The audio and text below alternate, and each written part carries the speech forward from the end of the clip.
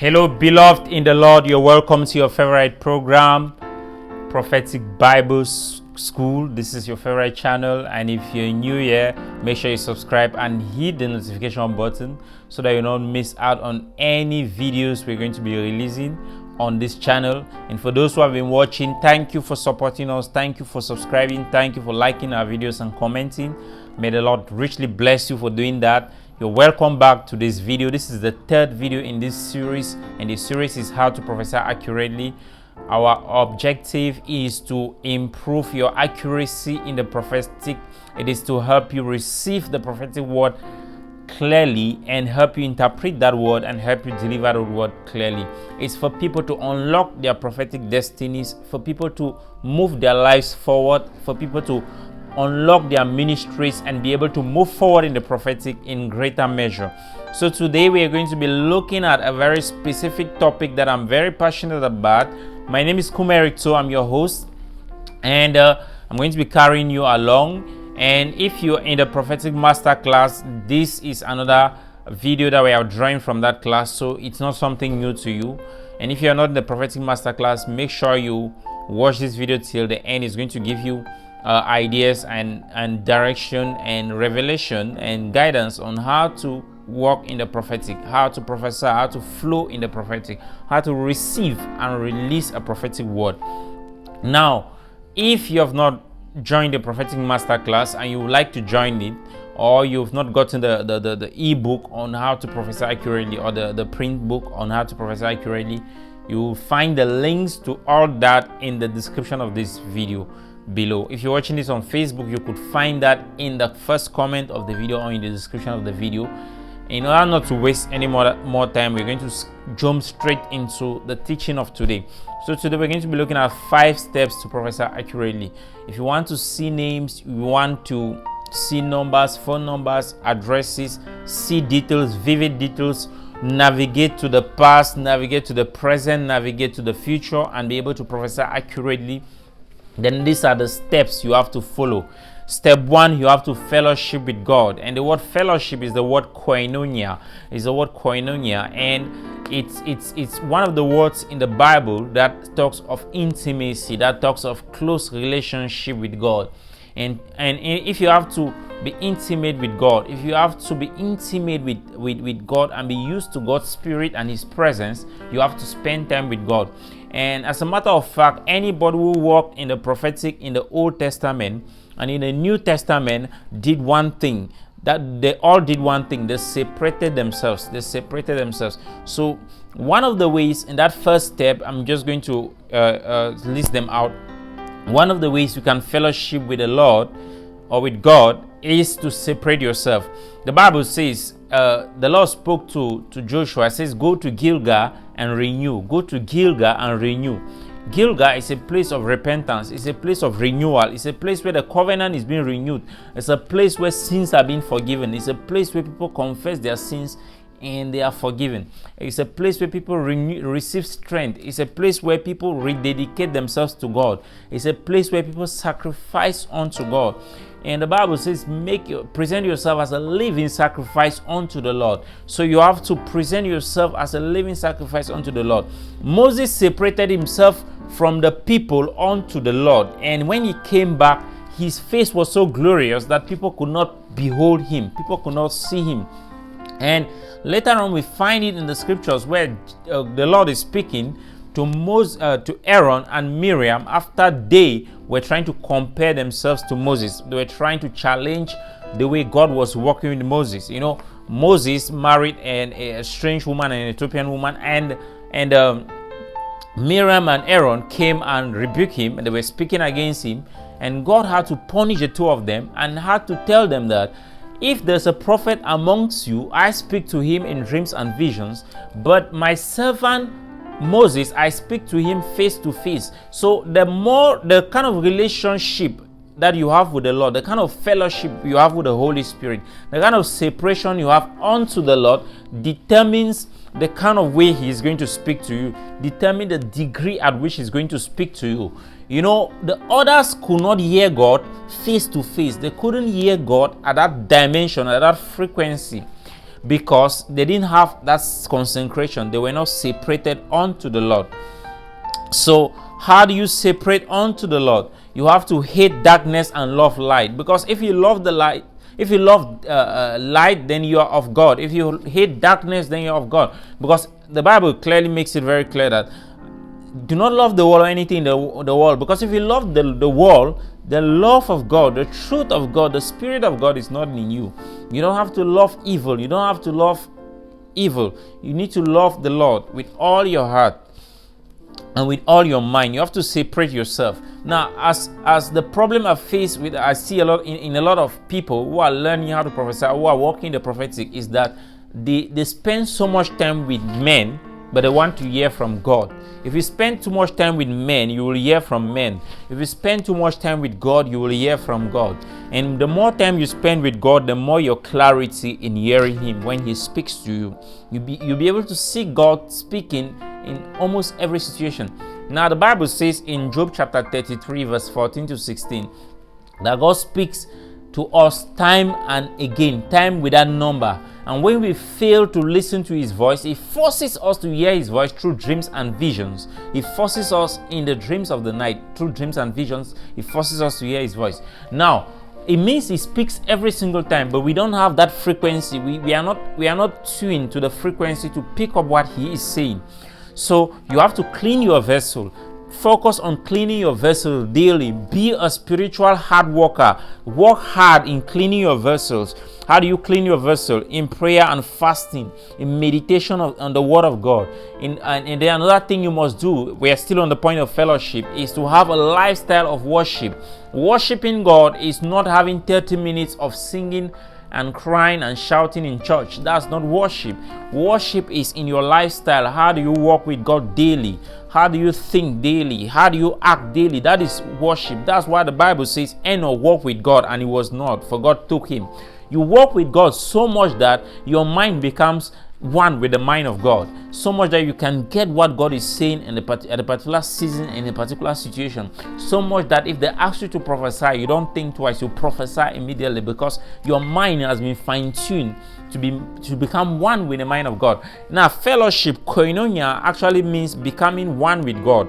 That is, you come too close to God, so close to God in a way that your weakness is being taken away and your strength, the strength of God, is being imparted unto you. The nature of God is being imparted unto you.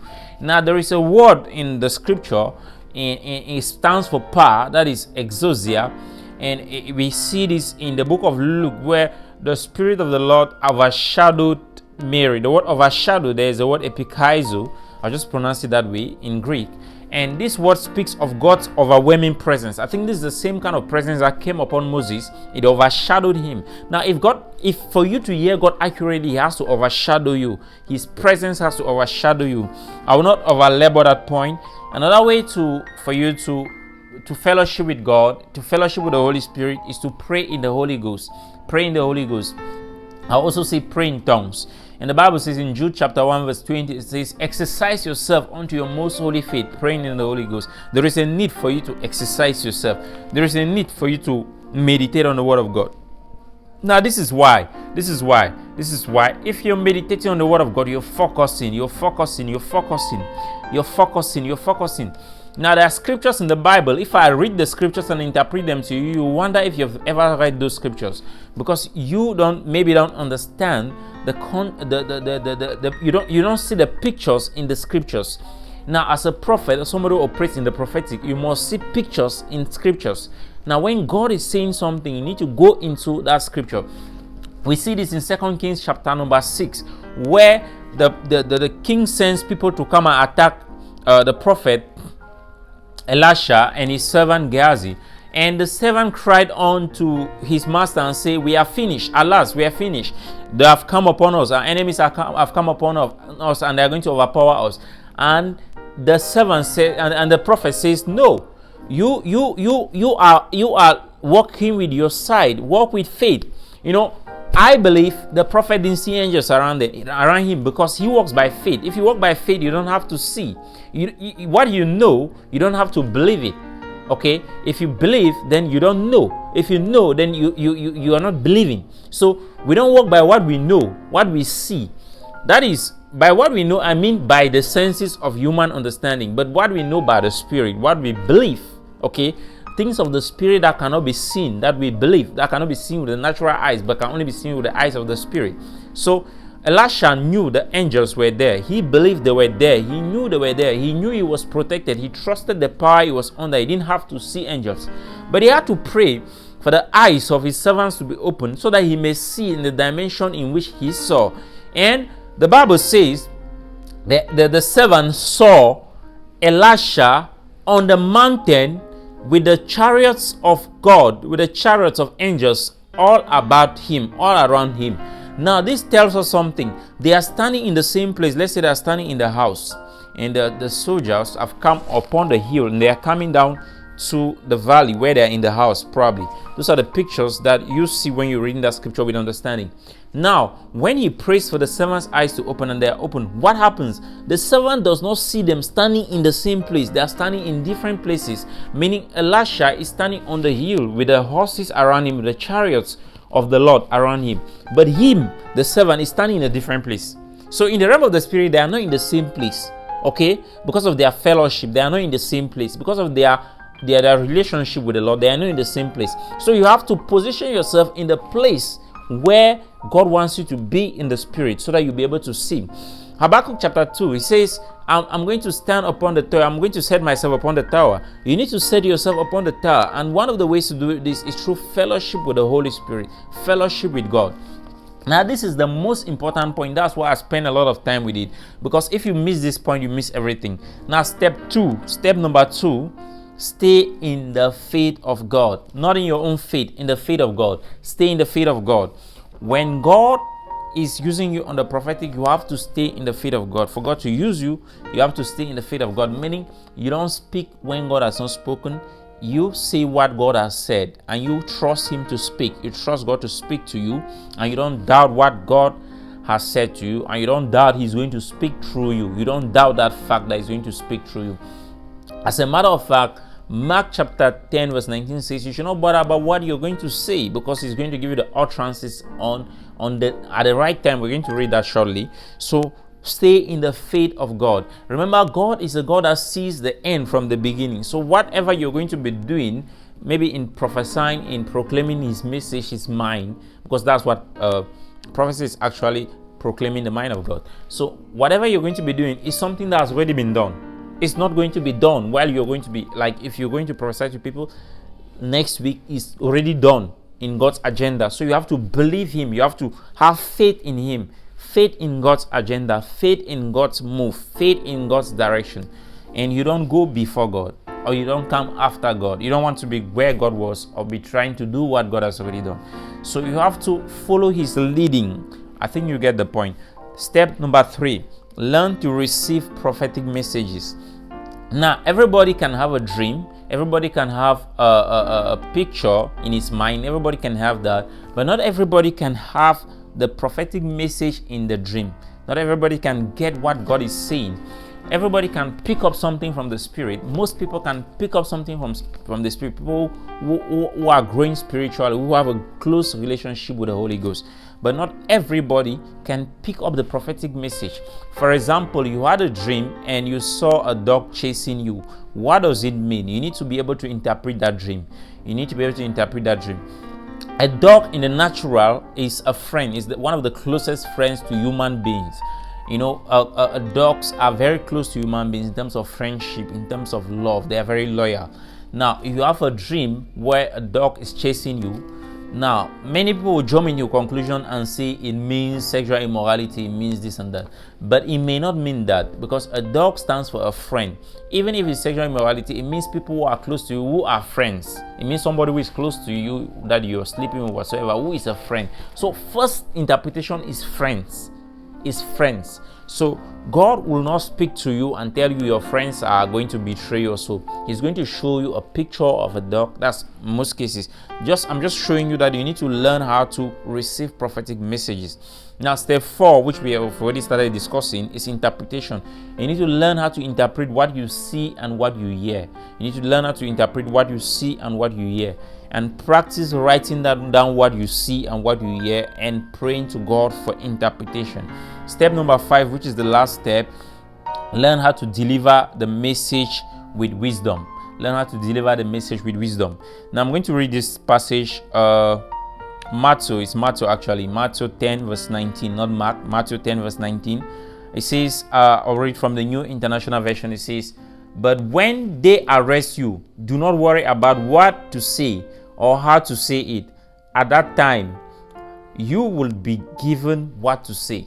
This is amazing. It says, do not worry about what you will say and how you will say it. What you will say will be given to you.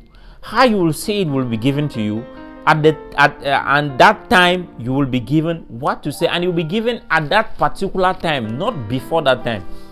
You could have a picture, you could have a vision, you could have a picture before then, but when you get there and you want to speak, it is going to be given to you.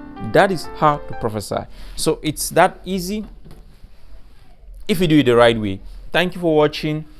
My name is Kum Eric Tso, and you can take our book, How to Prophesy Accurately. Make sure you click the link in the description and enroll for the Prophetic Masterclass, and see you in the next video. Make sure you subscribe if you have not subscribed.